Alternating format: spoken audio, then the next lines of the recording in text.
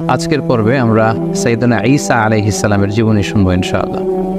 সাইয়েদনা ঈসা আলাইহিস সালাম তিনি জন্মগ্রহণ করেছেন ফিলিস্তিনের বেথেলহাম শহরে, যে শহরটিকে আরবিতে বলা হয় মাদিনাতু বাইতুলাহাম।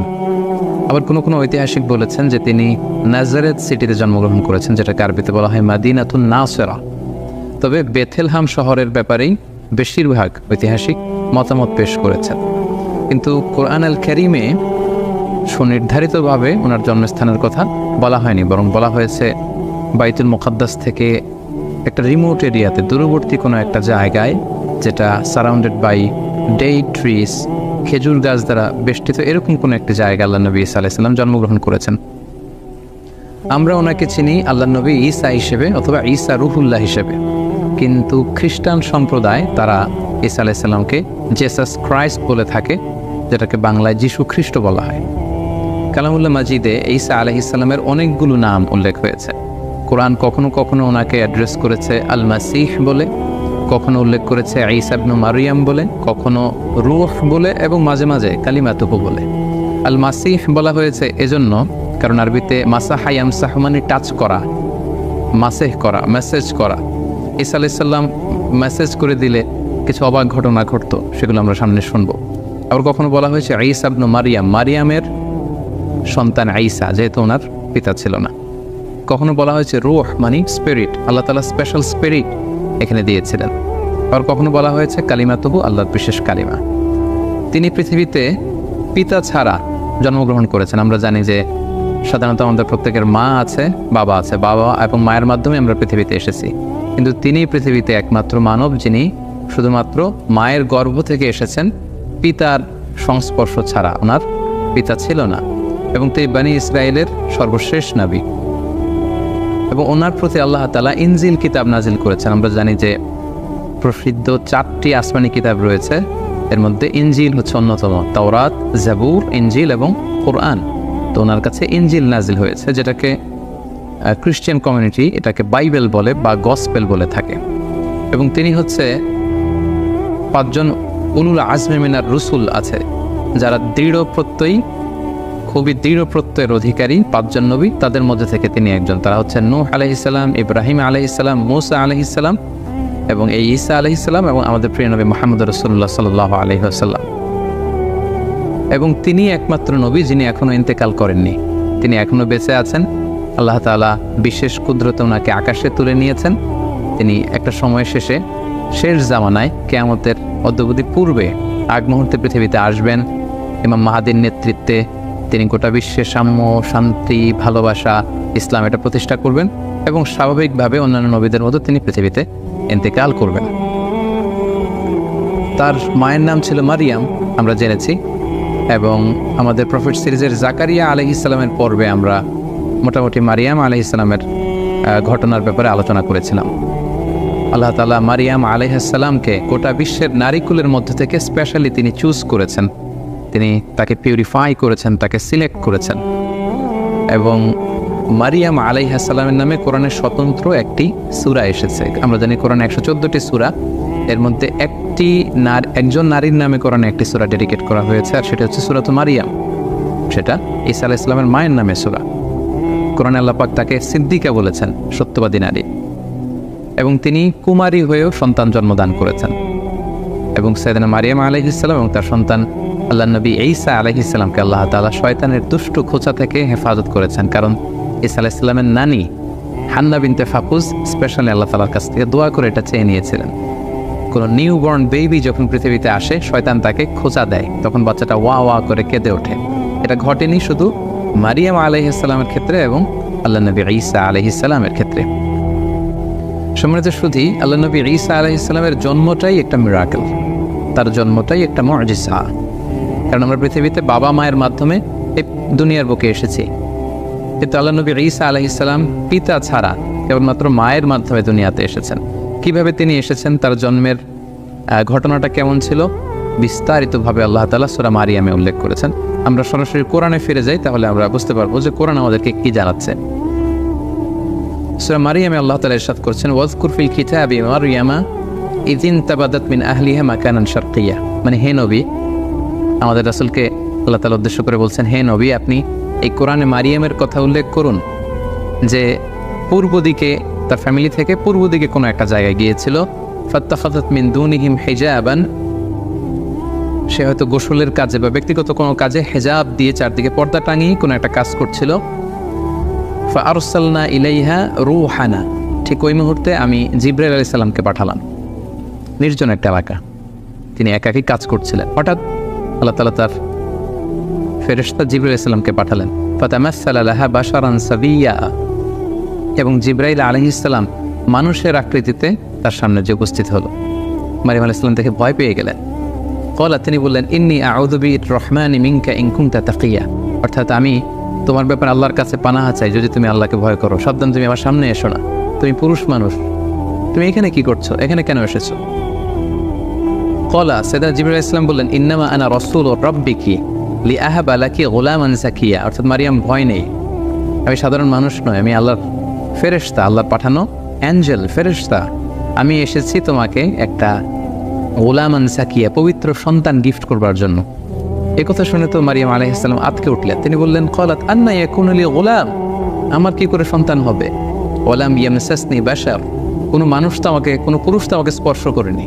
সন্তান হতে হলে তো আগে বিয়ে করতে হবে, নারী পুরুষের দৈহিক মিলন হতে হবে, পৃথিবীর যেই ন্যাচারাল সিস্টেম, এবং সেই পদ্ধতিতে একটা সার্টেন পিরিয়ড শেষে আমার হয়তো সন্তান হবে। তো আমি তো বিয়েই করিনি, আমি তো কুমারী, এবং কোনো পুরুষ আমাকে কখনো স্পর্শ করেনি।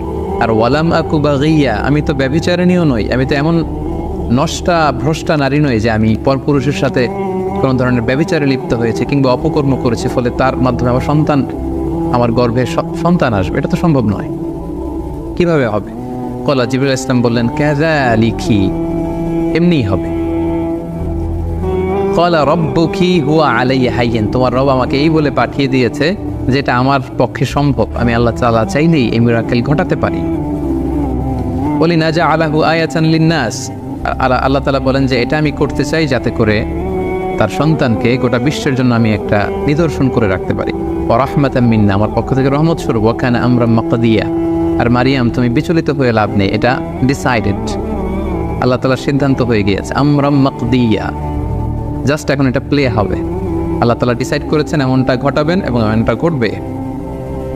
ফাহামালাতহু ফান্তাবাযাত বিহি মাকানান কসিয়া, এবং মুহূর্তের মধ্যেই সাইয়েদনা মারিয়াম আলাইহিস সালাম তিনি প্রেগনেন্ট হয়ে গেলেন। মুহসিন আকরাম বলেছেন যে জিবরাইল আলাইহিস সালাম একটা ফু দিলেন, সেটা মারিয়াম আলাইহিস সালামের জামার পকেটের ভেতর দিয়ে মারিয়াম আলাইহিস সালামের গর্ভের ভেতরে টাচ করলো, এবং এটা ছিল একটা special spirit, breathed into it, Allah তাআলা স্পেশাল একটা রূহের ফুৎকার দিয়েছেন, এবং সেই রূহের ফুৎকার যখন মারিয়াম আলাইহিস সালামের গর্ভে চলে গেল, তিনি প্রেগনেন্ট হয়ে গেলেন। সুবহানাল্লাহি বিহামদিহি। ফান্তাবাযাত বিহি মাকানান কসিয়া, তিনি লজ্জায় এলাকার কোনো লোকের সামনে যাতে না পড়ে যান, তিনি দূরবর্তী একটা স্থানে গেলেন, এবং সেই স্থানটাই বর্তমানে বেথলেহেম সিটি নামে পরিচিত, আরবিতে যেটাকে বলা হয় মাদিনাতু বাইতুল লাহাম, কারণ তিনি লজ্জা অনুভব করছিলেন।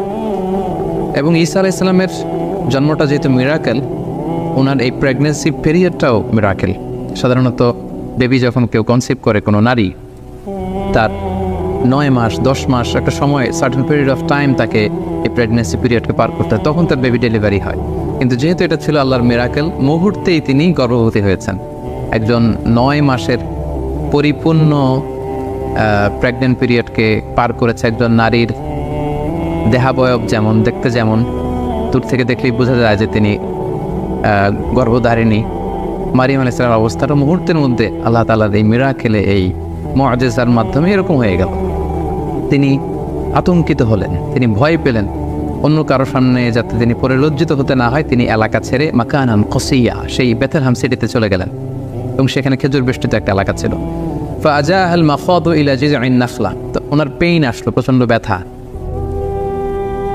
সন্তান জন্মদানের যে পেইন হয়, এটা তাকে একটা খেজুর গাছের গোড়ায় নিয়ে আসলো। তিনি সহ্য করতে না পেরে সেখানে বসলেন। ক্বালাত ইয়া লাইতানি মিত্তু ক্বাবলা হাযা, এবং নিজের সাথে কথা বলতে লাগলেন যে হায় রে, আজকের এই সিচুয়েশন ফেস করার আগে আমি যদি মারা যেতে পারতাম কতই না ভালো হতো, আমি যদি মরে যেতে পারতাম। ওয়া কুনতু নাসিয়াম মানসিয়া, অথবা আমি যদি মানুষ থেকে বিস্মৃত হয়ে যেতে পারতাম, অর্থাৎ মারিয়াম নামে একজন লোক ছিল পৃথিবীতে, এটা যদি সবাই ভুলে যেত তাহলে কতই না ভালো হতো, তাহলে তো আমি লজ্জিত হওয়া লাগতো না। ফানাদাহা মিন তাহতিহা আল্লা তাহজানি, অর্থাৎ বোঝা গেল যে এরকম পরিস্থিতির মধ্য দিয়ে তিনি গর্ভপাত করলেন, ডেলিভারি হলো, আল্লাহর মিরাকেল মুআজিজা ঈসা আলাইহিস সালাম পৃথিবীতে আসলেন। মুহূর্তেই ফানাদাহা মিন তাহতিহা, তার নিচ থেকে একটা আওয়াজ আসলো যে আল্লাহ তাহজানি, হে মারিয়াম তুমি চিন্তিত হইও না, কদ জাআলা রাব্বুকি তাহতাকি সারিয়া, এই তো দেখো তোমার পায়ের নিচ দিয়ে একটা স্রোতস্বিনী ঝর্ণা দ্বারা প্রবাহিত হচ্ছে, সুবহানাল্লাহ। এবং আল্লাহ বললেন ওয়া হুজ্জি ইলাইকি বিজিযইন নাখলাতি তুসাকিতু আলাইকি রুতাবান জানিয়া, হে মারিয়াম তুমি খেজুরের ডালা ধরে টান দাও, তাহলে দেখবে যে উপর থেকে খেজুর গাছ থেকে টসটসে সুমিষ্ট পরিপক্ক পাকা খেজুর নিচে পড়বে, এবং ওই খেজুর তুমি খাও। ফাকুলি ওয়াশরাবি, তুমি খাও পান করো, ওয়াকরি আইনা, আর এই তোমার নবজাতক সন্তানের দিকে তাকিয়ে তোমার চোখ জুড়াও, দেখো কত ফুটফুটে চমৎকার সন্তান আমি তোমাকে দিয়েছি।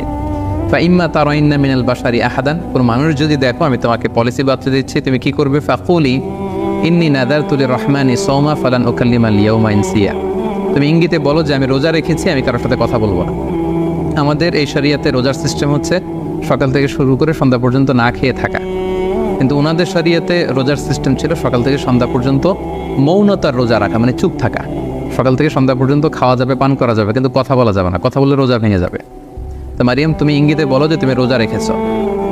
ফাআতাত বিহি কওমাহা তাহমিলু, অবশেষে মারিয়াম আলাইহিস সালাম কি করবেন তিনি বুঝে উঠতে পারছিলেন না।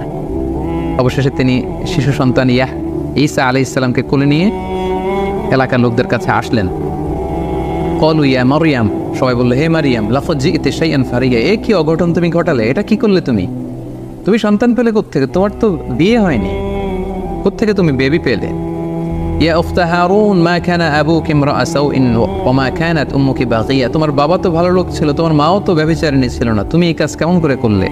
মারিয়াম, তোমার মা ছোটবেলা তোমাকে বাইতুল মুকাদ্দাসে রেখেছে, আমরা ভেবেছি তুমি কত ভালো মেয়ে হবে, বাইতুল মুকাদ্দাসে তুমি সেবা করো, তোমাকে ভালো মেয়ে মনে করেছিলাম, তুমি কি করে এমন কাজটা করলে? ফাআশারাত ইলাই, মারিয়াম আলাইহিস সালাম এলাকার লোকদের এই প্রশ্নবাণে যখন তাকে জর্জরিত করা হচ্ছিল তিনি কোনো কথা বললেন না, তিনি শিশু সন্তানের দিকে ইঙ্গিত করলেন। ফাআশারাত ইলাই, অর্থাৎ আমি কিছু বলতে পারবো না, এই ছেলের দিকে তাকাও, ছেলেকে বলো। ফাআশারাত ইলাই, ঈসা আলাইহিস সালামের দিকে ইঙ্গিত করলেন, নোটিস করলেন। ক্বালু, তারা রেগে গিয়ে বলল কাইফা নুকাল্লিমু মান কানা ফিল মাহদি সাবিয়া, হে মারিয়াম তুমি কি আমাদের সাথে ঠাট্টা করছো? এই দোলনায় থাকা বা তোমার কোলে থাকা শিশুর সাথে আমরা কিভাবে কথা বলবো? কেন তুমি এই কাজ করলে?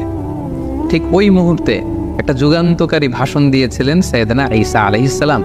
মায়ের পবিত্রতা বর্ণনা করেছিলেন, নিজের পরিচয় পেশ করেছিলেন। ছোট্ট দুধের শিশু মায়ের কোল থেকে আঙ্গুল তুলে বললেন ইন্নী আব্দুল্লাহ আতানিয়াল কিতাব ওয়া জাআলানি নাবিয়্যা। সবাইকে অবাক করে দিয়ে এই দুধের শিশু কথা বলতে আরম্ভ করলো। তিনি বললেন যে আমি আল্লাহর গোলাম। আতানিয়াল কিতাব ওয়া জাআলানি নাবিয়্যা, আল্লাহ তাআলা আমাকে কিতাব দিয়েছেন, তিনি আমাকে নবী বানিয়েছেন। ওয়া জাআলানি মুবারাকান আইনামা কুনতু ওয়া আওসানি বিস-সালাতি ওয়াজ-যাকাতি মা দুমতু হাইয়্যা, তিনি আমাকে বরকতময় করেছেন। আল্লাহ তাআলা আমাকে সালাতের আদেশ দিয়েছেন, আল্লাহ তাআলা আমাকে যাকাতের আদেশ দিয়েছেন। ও বাররাম বিওয়ালিদাতি, আমার মায়ের প্রতি অনুগত বানিয়েছেন। ওয়ালাম ইয়াজআলনি জাব্বারান শাকিয়্যা, আল্লাহ আমাকে হতভাগা বানাননি। ওয়াসসালামু আলাইয়া ইয়াউমা উলিদতু ওয়া ইয়াউমা আমুতু ওয়া ইয়াউমা উবআসু হাইয়্যা, আমার জন্মের দিন, আমার মৃত্যুর দিন, আবার কিয়ামতের দিন আমি যখন আবার পুনরুত্থিত হব সেদিন পর্যন্ত আমার প্রতি সালাম। এভাবে সবিস্তরে আল্লাহ তাআলা সূরাত মারিয়ামে সাইয়েদনা ঈসা আলাইহিস সালামের জন্মের যে স্টোরিটা এটা তিনি উল্লেখ করেছেন। এবং মারিয়াম আলাইহিস সালামের সামনে দাঁড়ানো, এতক্ষণ তার সাথে তর্ক বিতর্কে লিপ্ত বনি ইসরায়েলের সমস্ত পাদ্রীরা, সমস্ত লোকেরা তারা অবাক হয়ে গেল। গোটা বিশ্বে এমন তো কখনো ঘটেনি যে মায়ের কোলে থাকা ছোট্ট দুধের শিশু কিছুক্ষণ আগে যে ছেলে জন্মগ্রহণ করেছে সে কীভাবে প্রাপ্তবয়স্ক লোকদের মতো কথা বলে। এবং সাইয়েদনা ঈসা আলাইহিস সালাম সেদিন নিজের পরিচয় দিয়েছিলেন, তার মা যে ব্যভিচারিণী নন সেটাও তিনি প্রমাণ করেছিলেন। সম্মানিত সুধী, ঠিক এভাবেই আল্লাহ তাআলা ঈসা আলাইহিস সালামের জন্মের বৃত্তান্ত সূরা মারিয়ামে উল্লেখ করেছেন। এবং ঈসা আলাইহিস সালামের এই অলৌকিক জন্মের কারণে পুরো খ্রিস্ট সমাজ কিন্তু তাকে আল্লাহর সন্তান বলে অভিহিত করে। নাউযুবিল্লাহ, তারা বলে যে Jesus Christ is the son of god, যে যীশু খ্রিস্ট সে হচ্ছে আল্লাহ তাআলার সন্তান। এবং এই কথাটার প্রতিবাদ করে দ্ব্যর্থহীন ভাষায় আল্লাহ তাআলা সূরা আল ইমরানে তিনি বলছেন যে ইন্না মাসালা ঈসা ইনদাল্লাহি কামাসালি আদম খলাকাহু মিন তুরাব সুম্মা ক্বালা লাহু কুন ফায়াকুন, অর্থাৎ খ্রিস্ট সমাজের কি হলো, তারা কেন ঈসা আলাইহিস সালামকে ঈসাকে আমার সন্তান বলে? তার অলৌকিক জন্মের কারণে তারা কেন তাকে আমার সন্তান বানায়? আল্লাহ তাআলা এখানে প্রশ্ন ছুড়ে দিলেন যে ঈসার জন্ম বা ঈসার দৃষ্টান্ত তো আল্লাহ তাআলার কাছে আদম আলাইহিস সালামের মতো। অর্থাৎ কেমন যেন আল্লাহ তাআলা বোঝাতে চাইলেন যে ঈসাকে যদি আমার সন্তান বলো তাহলে আদমকে বলো না কেন? আদমের ব্যাপারটা তো আরও আশ্চর্যজনক। ঈসার জন্মটা যদি তোমাদের কাছে অবাক লাগে যে পৃথিবীতে বাবা মা দুইজনের মাধ্যমে সন্তান আসে, তো ঈসাকে আমি পাঠিয়েছি বাবা ছাড়া শুধু মায়ের মাধ্যমে, এজন্য তোমরা অবাক হয়ে, তো তোমরা আশ্চর্য হয়ে তাকে আমার সন্তান বলছো, তাহলে আদমের ব্যাপারে তোমরা বলো না কেন? আদমের তো বাবাও নেই মাও নেই। সো আল্লাহ তাআলা সূরা আলে ইমরানের এই আয়াতের মধ্য দিয়ে গোটা খ্রিস্ট সমাজকে তিনি ক্রিটিসাইজ করেছেন। সম্মানিত শুধু ঈসা আলাইহিস সালাম পৃথিবীতে আসলেন, তিনি বড় হতে লাগলেন এবং আমরা বুঝতে পেরেছি যে মায়ের কোলে থেকেই তিনি নবী। এটা কিন্তু একটা ইউনিকনেস সাইয়েদনা ঈসা আলাইহিস সালামের। সাধারণত অন্যান্য নবীরা 40 বছর বয়সে যখন উপনীত হয় তখন আল্লাহ তাআলা তাদেরকে নবুয়ত দিয়ে থাকেন, কিন্তু ঈসা আলাইহিস সালাম এক্সেপশনাল। তিনি মায়ের কোলে থেকে আল্লাহ তাআলার পক্ষ থেকে এই প্রফেটহুড তিনি লাভ করেছেন। সো আল্লাহ তাআলা তার প্রতি ইনজিল কিতাব নাজিল করেছেন এবং যাই নাজিল হতো সেটা তিনি বনি ইসরাইলের লোকদের কাছে পৌঁছে দিতেন। তিনি কি দাওয়াত দিতেন? আমরা যদি কালামুল্লাহ মাজিদের দিকে একটু খেয়াল করি তাহলে দেখব যে সাইয়েদনা ঈসা আলাইহিস সালাম তিনি তাওহীদের দাওয়াত দিয়েছেন, এক আল্লাহর দাওয়াত দিয়েছেন, আখিরাতের দাওয়াত দিয়েছেন, রিসালাতের দাওয়াত দিয়েছেন। যেমন সূরা মারিয়ামে আল্লাহ তাআলা বলছেন যে ঈসা আলাইহিস সালাম তাদেরকে বলেছিলেন যে ওয়া ইন্নাল্লাহা রাব্বি ওয়া রাব্বুকুম, অর্থাৎ হে বনি ইসরাইলের লোকেরা, নিশ্চয় আল্লাহ তাআলা তিনি আমারও রব ওয়া রাব্বুকুম, তোমাদেরও রব, ফা'বুদু, তোমরা এক আল্লাহর ইবাদত করো, হাদা সিরাতুম মুস্তাকিম, এবং এটাই সিরাতে মুস্তাকিম, এটাই সোজা রাস্তা। তাহলে তিনি কিন্তু এক আল্লাহর ইবাদতের প্রতি বনি ইসরাইলকে দাওয়াত দিয়েছিলেন। সূরা আলে ইমরানে একটি আয়াতে পাওয়া যায় যে সাইয়েদনা ঈসা আলাইহিস সালাম তিনি বলেছেন ওয়া জিতুকুম বিআয়াতিম মির রাব্বিকুম, অর্থাৎ হে আমার কওমের লোকেরা, আমি আমার রবের পক্ষ থেকে তোমাদের কাছে নিদর্শন নিয়ে এসেছি, সাইন নিয়ে এসেছি, মিরাকেল নিয়ে এসেছি, ফাত্তাকুল্লাহ, তাই তোমরা আল্লাহকে ভয় করো, ওয়া আতিউন, আর রাসূল হিসেবে আমার আনুগত্য করো। তাহলে সম্মানিত শুধু এই দুটি আয়াত থেকে আমরা বুঝলাম যে তিনি যে রাসূল এটার কথা তিনি সুস্পষ্টভাবে বলেছেন, এবং তার কাছে আল্লাহর যে বাণী আসে এগুলো যাতে তারা নিরঙ্কুশভাবে মেনে নেয় সেটার আদেশ তিনি করেছেন, এবং আল্লাহ তাআলা তিনি যে এক এবং একক সেটার দাওয়াত তিনি দিয়েছেন। এবং অন্য একটি আয়াতে আমরা দেখতে পাই যে সাইয়েদনা ঈসা আলাইহিস সালাম তিনি রাসূলুল্লাহ সাল্লাল্লাহু আলাইহি ওয়াসাল্লাম যে তারপরে নবী হয়ে আসবেন সেটা সুসংবাদ দিয়েছেন। আল্লাহ তাআলা বলছেন ওয়া ইয ক্বালা ঈসা ইবনে মারইয়াম, যখন মারিয়ামের কন্যা ঈসা বলল ইয়া বানি ইসরাঈল, হে বানি ইসরাঈল, ইন্নী রাসূলুল্লাহি ইলাইকুম, আমি তোমাদের প্রতি আল্লাহর রাসূল হয়ে প্রেরিত হয়েছি, মুসাদ্দিকাল লিমা বাইনা ইয়াদাইয়া মিনাত তাওরাত, আমার আগে যে কিতাব এসেছিল তাওরাত আমার ভাই মুসার প্রতি আমি সেটাকে টেস্টিফাই করছি, সেটার কনফার্মেশন আমি দিচ্ছি। আমি শুধু ইনজিলের ধারক বাহক হয়েই বসে থাকিনি, বরং আমার আগের কিতাবগুলোকে আমি সত্যায়ন করছি। পাশাপাশি ওয়া মুবাশশিরাম বিরাসূল, আমি একজন রাসূলের ব্যাপারে তোমাদেরকে গ্ল্যাড টাইডিংস দিতে এসেছি, যে ব্যাপারে পৃথিবীর সব নবীরা গ্ল্যাড টাইডিংস দিয়েছেন। সাইয়েদনা আদম আলাইহিস সালাম থেকে শুরু করে ঈসা আলাইহিস সালাম পর্যন্ত যত নবী পৃথিবীতে এসেছেন তার প্রত্যেকে তাদের উম্মতের কাছে বলেছিলেন যে সর্বশেষে একজন নবী আসবে যার নাম হবে আহমদ, যিনি গোটা বিশ্বের নবীকুলদের সর্দার হবেন, যে হবে সর্বশ্রেষ্ঠ রাসূল।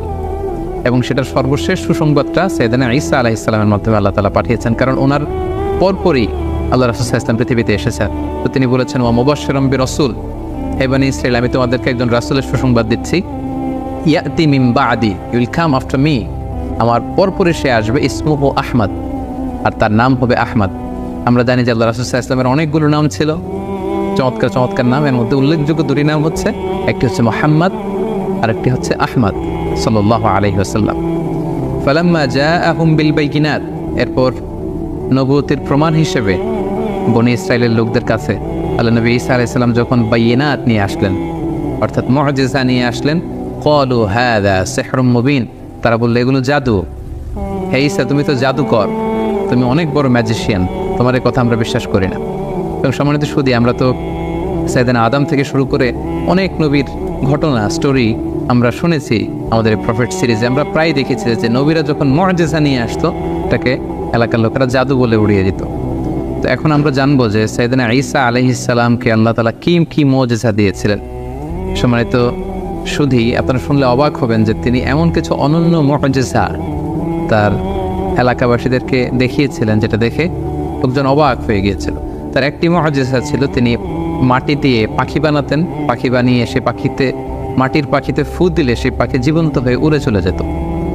আন্নী আখলুকু লাকুম মিনাত তিন কাহাইআতিত তায়রি ফাআনফুখু ফি ফুদিতান ফায়াকুনু তায়রাম বিইذনিল্লাহ। আল্লাহর আদেশে মাটি দিয়ে কাদা দিয়ে বানানো পাখি জীবন্ত পাখি হয়ে উড়ে চলে যেত। সুবহানাল্লাহ। তারপর ওয়া উবরিউল আকমাহা, কোনো অন্ধ রোগী, রাতকানা, দিনকানা, দৃষ্টি প্রতিবন্ধী কোনো লোকের চোখে যখন আল্লাহ নবী ঈসা আলাইহিস সালাম হাত বুলিয়ে দিতেন, মুহূর্তে লোকটা দৃষ্টিশক্তি ফিরে পেত। এজন্য ওনাকে বলা হতো মাসিহ। ওনার টাচ, এই টাচের স্পর্শের মধ্যে একটা আলাদা বারাকা ছিল। ওয়াল আবরাসা, ধবল রোগী, শ্বেত রোগী, কুষ্ঠ রোগী, যাদের স্কিন ডিজিজ আছে, তাদের গায়ে হাত বুলিয়ে দিলে মুহূর্তে ওই অসুস্থ ব্যক্তি সুস্থ হয়ে যেত। ওয়া উহিল মাউতা বিইذনিল্লাহ, মৃত লাশের সামনে দাঁড়িয়ে যখন ঈসা আলাইহিস সালাম বলতেন কুম বিইذনিল্লাহ, দাঁড়াও, মুহূর্তে মৃত লাশ জীবিত হয়ে দাঁড়িয়ে যেত। ওয়া উনাব্বিউকুম বিমা তাআকুলুন, এবং লোকদের সাথে দেখা হলে উনি বলতে পারতেন যে কে কি খেয়ে এসেছে বাসা থেকে। তিনি বলতেন তুমি এটা দিয়ে ব্রেকফাস্ট করে এসেছো, তুমি এটা দিয়ে লাঞ্চ করে এসেছো, তুমি রাতে এটা খেয়ে এসেছো। লোকজন অবাক হয়ে যেত ওনার কথা শুনে। ওমা তাদাখিরুনা ফি বুয়ুতিকুম, এবং তিনি বলে দিতে পারতেন কার ঘরে কি আছে, কে কার সিন্ধুকে কি জমা রেখেছে, গোপন হিডেন ট্রেজারের ভিতরে কোথায় কি আছে উনি সব বলে দিতেন। এগুলো শুনে লোকজন অবাক হয়ে যেত, এবং যাদের হেদায়েত নসিবে ছিল তারা ঈমান এনেছিল। সম্মানিত শুধু এগুলো ছিল আল্লাহ নবী ঈসা আলাইহিস সালামের প্রতি আল্লাহ তাআলার প্রেরিত বিশেষ কিছু মিরাকেল, মুআজিজা। এবং আমরা জানি নবীদেরকে নবুয়তের প্রমাণ হিসেবে আল্লাহ মুআজিজা দিয়ে থাকেন, এবং যে সময়ে যে জিনিসের প্রচার প্রসার ওই এলাকায় প্রসিদ্ধি বেশি, আল্লাহ ওই মুআজিজা দিয়েছেন। যেমন রাসূল সাল্লাল্লাহু আলাইহি ওয়াসাল্লামের সময়ে আরবি সাহিত্যের খুব উৎকর্ষতা সাজিত হয়েছিল, ফলে কোরআনকে আল্লাহ এমন উন্নত মানের লিটারেচার করে, সাহিত্য মানে সমৃদ্ধ করে আল্লাহ পাঠিয়েছেন, ফলে আরবের বড় বড় সাহিত্যিকরা অবাক হয়েছে যে লাইসা হাযা মিন কালামিল বাশার, কোনো মানুষের কথা এটা হতে পারে না, তারা স্বীকার করেছে। মূসা আলাইহিস সালামের সময়ে জাদুবিদ্যার প্রসার ছিল, ফলে মূসা আলাইহিস সালামকে এমন লাঠি দিয়েছেন, এটা দিয়ে এটা সাপ হয়ে যেত, এটা সাগরে রাখলে রাস্তা হয়ে যেত। লোকজন অবাক হয়ে গিয়েছে। ঈসা আলাইহিস সালামের সময়কালে ফিলিস্তিনে, শাম দেশে চিকিৎসা বিদ্যার খুব উৎকর্ষতা সাধিত হয়েছিল, ফলে আল্লাহ তাআলা ঈসা আলাইহিস সালামকে চিকিৎসা বিজ্ঞানের এমন কিছু দান করেছিলেন যেটা দেখে সবাই অ্যাস্টনিশড হয়ে গিয়েছে। কেউ ধবল রোগী, শ্বেত রোগী, কুষ্ঠ রোগীকে ভালো করতে পারেন, উনি টাচ করলে ভালো হয়ে যায়। রাতকানা, দিনকানা, অন্ধ, প্রতিবন্ধী, দৃষ্টি প্রতিবন্ধী লোক ভালো হয় না, উনি টাচ করে দিলে ভালো হয়ে যায়। মৃত লাশকে জীবিত করে ফেলে, মাটি দিয়ে বানানো পাখিকে ফু দিলে জীবিত হয়ে যায়। আল্লাহ তাআলা এগুলো এর জন্যই দান করেছেন, যাতে এগুলো দেখে লোকজন বুঝতে পারে যে তিনি সাধারণ কোনো মানুষ নন, তিনি আল্লাহর পাঠানো প্রেরিত রাসূল। তো সাইয়েদনা ঈসা আলাইহিস সালামের এই মুআজিজার মাধ্যমে মানুষকে দাওয়াত দিতে লাগলেন, এবং ওনার প্রতি নাজিল হওয়া ইনজিল কিতাবের দাওয়াত তিনি দিতে লাগলেন। কিন্তু আমরা জানি যখনই নবীরা কোনো এলাকায় দাওয়াতি কাজ করেছে, তাদের পথটা কণ্টকাকীর্ণ ছিল, কুসুমাস্তীর্ণ ছিল, তাদের বিরোধিতা করা হতো, তাদের বিরুদ্ধে ষড়যন্ত্র করা হতো, এগুলো মানুষ গ্রহণ করতে চাইতো না, এবং ঈসা আলাইহিস সালামের ক্ষেত্রেও তাই হয়েছে।